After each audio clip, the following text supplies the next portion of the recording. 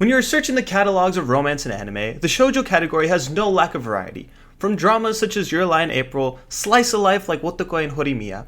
Basically, any type of romance you're looking for, anime's got you covered. So then, how does a series stand out on its own and shine? Well, the Quintessential Quintuplets is one of my favorite examples. It gives the basic formula of most harem rom-com animes. Guy meets a group of girls, and in the end, he falls in love with one of them. But in the midst of it, the girls fight for his affection and hijinks ensue. The Quintessential Quintuplets give the genre a twist, in the form of the main cast of girls being, as the name suggests, quintuplets. The series opens with our main character, Uesugi Futaro, napping before his wedding, reminiscing about the day that began the domino effect to him meeting his wife.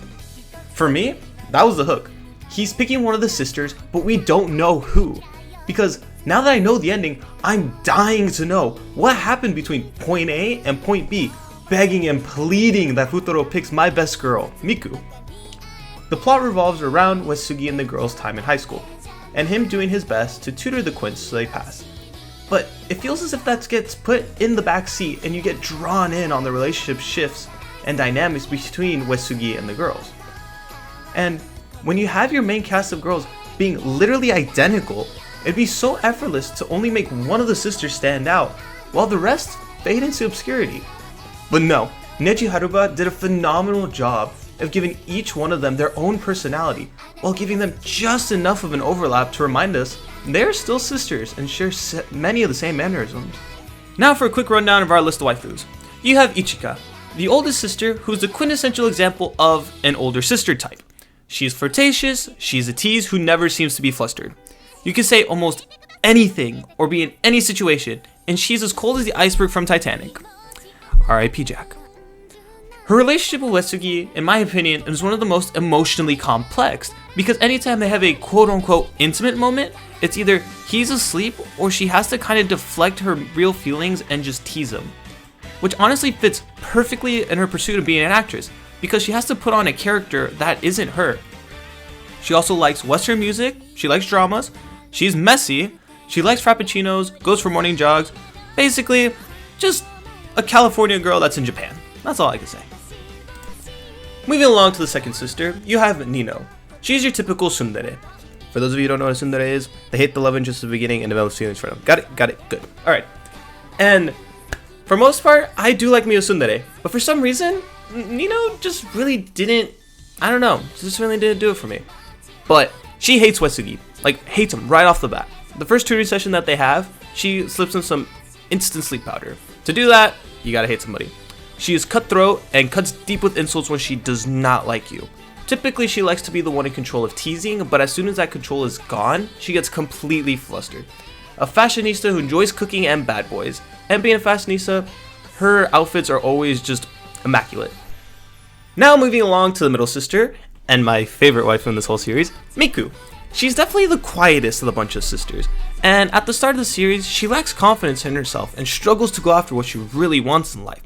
But all that changes after being challenged by her sister Nino to cook for Futaro, trying to impress him. And his positive response to her cooking, even though it gets people sick all the time, gives her the confidence boost she so desperately needed to pursue her passion of cooking, and to possibly being bold enough to asking him out, wanting him all to herself. Honestly, I wish that was me. She always wears headphones as an accessory, she's obsessed with Sengoku Warlords, and ironically enough, she loves to cook and bake, but she doesn't really like chocolate. Moving on to the fourth sister. If Miku was the quiet sister of the bunch, Yotsuba is on the complete end of the spectrum. She is all the energy. If I had to sum up Yotsuba in one word, it would just be a golden retriever. Yes, I know that's 2 words, but bear with me. In the sense of, she's absolutely wholesome, she's the kindest one you will ever meet. To a fault, she helps everybody that she can. She is an absolute athlete. Any sport that you put her to or any sort of physical activity, she dominates. Her outstanding feature is she always wears this cute little ribbon to stand out from the rest. And the thing is, there's a bit more to her than what seems right on the surface. Now, rounding out our bunch of sisters is the youngest, Itsuki. But despite being the youngest, she likes to carry herself as the most sophisticated and mature, which does reflect her being the most studious and wanting to become a teacher later on in life. But it's funny, her sophisticated mask easily crumbles whenever she just acts like the youngest sister, and she's the easiest by far to fluster. But when she's not flustered, she is the most stern and rational of the sisters. And when I tell you this girl loves to eat, she can eat. Anytime you see her on screen, she's just munching away at something, which is super funny. Now the thing is, to put this much effort and have such an affinity for the series, the question is, why do I like it so much? One of the biggest things that I like about this series is the actual growth you see in these characters. They're not the same person they were in the beginning when you reach the end, which I feel most rom-com animes fall into. Another personal favorite rom-com of mine is called Nisekoi. And to be honest, it does fall into this trap. The characters feel the same from the beginning to the end. The only quote-unquote change that happens is the main character making up his mind and finally picking a girl. But with the Quintessential Quintuplets, you feel the characters grow and mature. Even though it is set during the usual trope of high school, I think it's the perfect symbolism to match growing up and progressing in life. Like Miku growing to become more confident and going after what she wants, even though it is scary, but having the boldness about her to go for it. You have Ichika learning the hard way of, if I sacrifice my desires to help my sisters, that will put me behind in getting what I want. And doing that the correct way.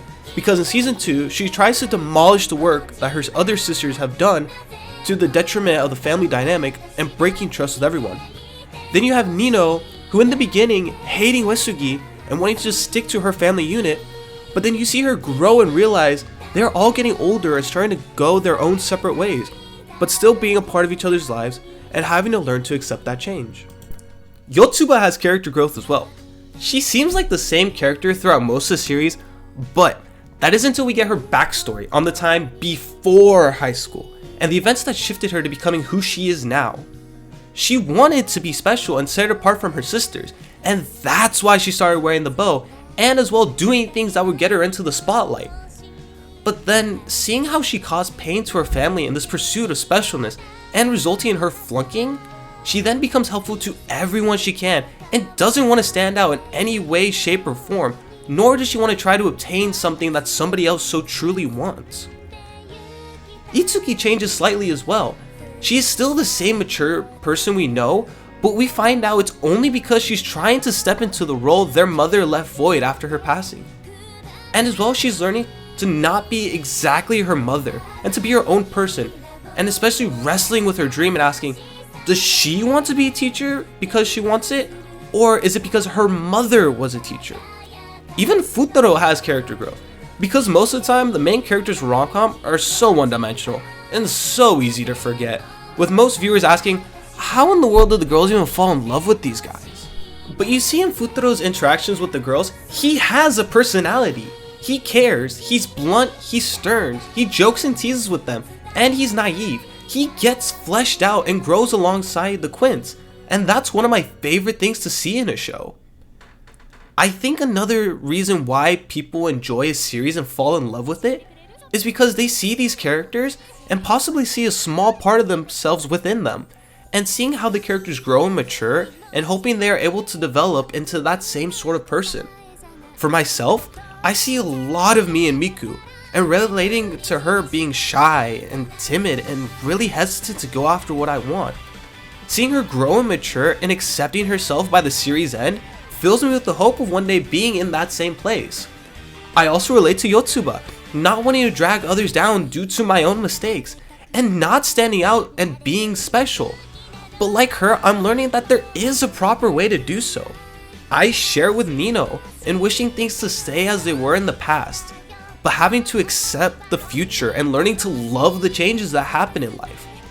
Ichika is a part of me as well, as I help others get what I want to my own detriment, and having the pain that comes from doing so. Then doing what I can to make up for the lost ground.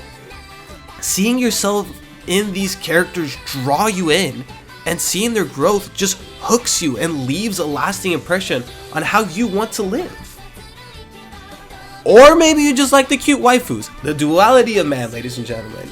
But either way, why you love a series is reason enough to love it no matter how shallow or deep.